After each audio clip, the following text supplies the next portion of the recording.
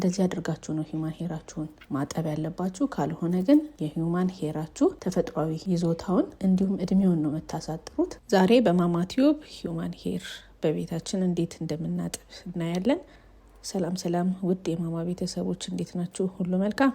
ዛሬ የምናየው የሂውማን ሄር አስተጣጠብ ነው በቤታችን። ምንም ቢሆን ሂውማን ሄር በውድ ነውና የምንገዛው፣ ራሳችን በቤት ውስጥ ብናጥበው አሪፍ ነው፣ ይመከራል። ነገር ግን እንዴት አድርገን እንጠበው ለምትሉ እህቶቼ ዛሬ እያጠብን የማካፈላችሁ የሆነ ሰብስክራይብ ያላደረጋችሁ ሰብስክራይብ እያደረጋችሁ ቤተሰብ ሁኑ። ቪዲዮን ከወደዳችሁት ደግሞ ላይክ አድርጉት። እናንተ ደግሞ የምታውቁትን የአስተጣጠብ ዘዴ እንዲሁም ሌሎች ሀሳቦች ካላችሁ ኮሜንት ላይ ያስቀምጡልኝ። ወደ ማጠቡ እንሄዳለን። እኔ ዛሬ ማሳያችሁ የፒክሲ ሄር ነው። ይሁን እንደምታዩት 2 ቦታ ከፍየዋለሁ ለማጠብም እንዲመቸኝ። 2 ቦታ የከፈልኩትን ከማጠቤ በፊት መጀመሪያ 3 ቦታ እንደዚህ ከፍዬ ቁጥርጥር እሰራዋለሁ። ስለዚህ መጀመሪያ 3 ቦታ ከፍላችሁ ቁጥርጥር ትሰሩታላችሁ።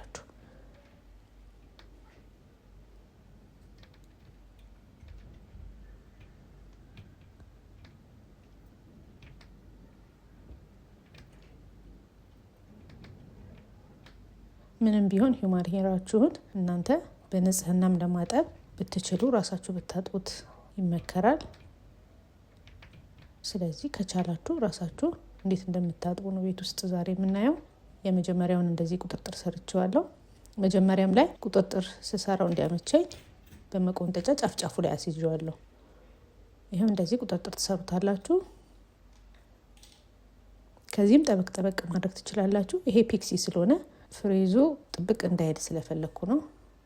ሁለተኛውን ከፍዬ ያስቀረውትንም በተመሳሳይ 3 ቦታ ቁጥርጥር እንሰራዋለን።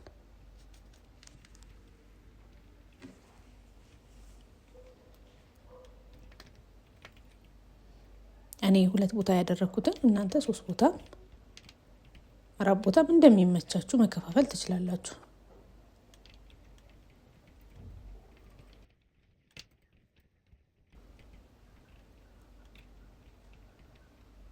ሁለተኛውንም እንደዚህ ቁጥርጥር ሰርቼዋለሁ። መቆንጠጫውን ከሰራሁት በኋላ አነሳና ውሃ እናደርጋለን። ቁጥርጥር የሰራነው ልንዘፈዝፍበት የምንችለው ውሃ አድርገን በደንብ እናርሰዋለን። እንደዚህ በመዘፍዘፊያ መጠቀም ትችላላችሁ። የእጅ መታጠቢያ ሲንክ ላይ ማድረግ ትችላላችሁ። ማንኛውም ሂውማን ሄራችሁን ለተወሰነ ጊዜ ዘፍዝፎ የሚያቆይላችሁ ማንኛውም እቃ ላይ ማድረግ ትችላላችሁ። በመቀጠል ሻምፖ ነው የምናደርገው።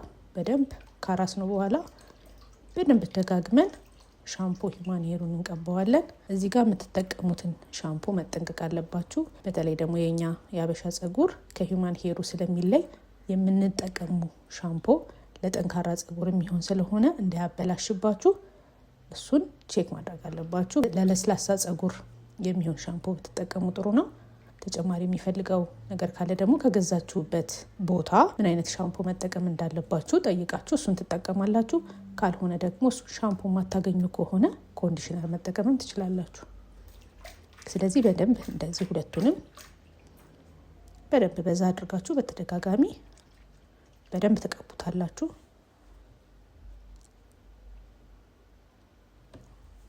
ሻምፖውን ውሃ ላይ ከማድረግ ይልቅ ራሱ ላይ እንደዚህ መቀባት አሪፍ ነው። ከዛ ዘፍዝፈን እናቆየዋለን። ከ15 እስከ 30 ደቂቃ እናቆየዋለን። ከዛ እንደዚህ ሸታ አድርገን እናጥበዋለን። ምንም ቢሆን ቁጥጥር ሳትሰሩ ሂውማን ሄራችሁ እንዳታጥቡ ይያያዛል።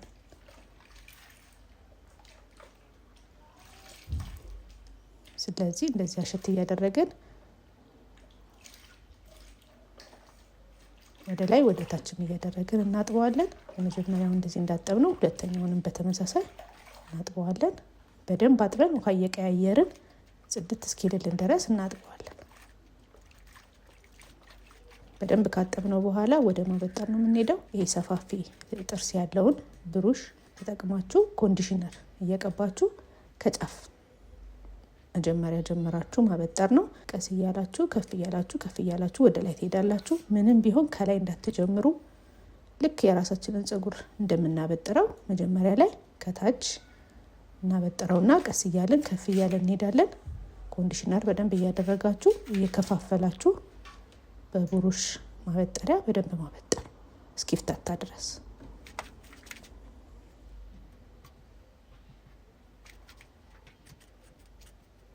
ቢቻል ደግሞ ጫፉ ላይ ሰው ቢይዝላችሁ አሪፍ ነው። ካልሆነም በመቆንጠጫ አስይዛችሁ ማበጠር። ቀስ እያላችሁ ጫፉን ካበጠራችሁ በኋላ ከፍ እያላችሁ ስትሄዱ በደንብ ልልት እያለ ነው የሚሄደው።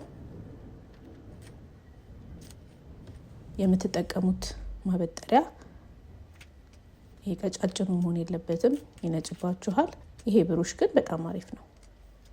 ስለዚህ እንደዚህ ያበጥረነዋል። እንደምታዩት ነው፣ ግማሹን ያበጠርኩት እናንተን ለማሳየት። እንደዚህ በደንብ ጫፍ ድረስ ተፍታቷል ማለት ነው። በተመሳሳይ ሁሉንም ቁጥጥሩን ከፈታችሁ በኋላ በደንብ ማበጠር ነው በማበጠሪያ። እሱን በደንብ ካበጠርን በኋላ የሚቀጥለው ማለቅለቅ ነው። እንደዚህ በሚፈስ ውሃ ላይ በደንብ አድርጋችሁ ኮንዲሽነሩ ከላዩ ላይ እስከሚለቅ ድረስ በደንብ ማለቅለቅ። አለበለዚያ ሊያነጣባችሁም ይችላል። ራሱ ያለውን ተፈጥሯዊ ከለር ሊደብቅባችሁ ስለሚችል ኮንዲሽነሩ እስከሚወጣ ድረስ እንደዚህ በውሃ በደንብ ማለቅለቅ። ስለዚህ አንዱን እንደዚህ አለቅልቄዋለሁ። በተመሳሳይ ሁሉንም በተመሳሳይ መንገድ የምናለቀልቀው ይሆናል። በደንብ ጽድት ሲል ኮንዲሽነሩ ሲወጣ እንደዚህ በደንብ የሚንጠፈጠፍበት ቦታ ላይ ማድረግ ነው። ምንም ቢሆን ፒክሲ ሄር ካክስ ውስጥ እንዳታስገቡት። ካክስ ውስጥ አታስገቡት፣ ያበላሻል። ወይ በፀሐይ ወይ በንፋስ ነው መድረቅ ያለበት። እዚህ ላይ እንደዚህ ዝርግት ባይልም ቁጥጥር ሰርታችሁም ፀሐይ ላይ ወይ ንፋስ ላይ ማድረግ ትችላላችሁ። ካልሆነ ደግሞ እንደዚህ ዝርግት አድርገን እናሰጠዋለን እንጂ ካክስ ውስጥ አታስገቡት። በተለይ ፍሪዝ እና ፒክሲ ሄር ማለት ነው።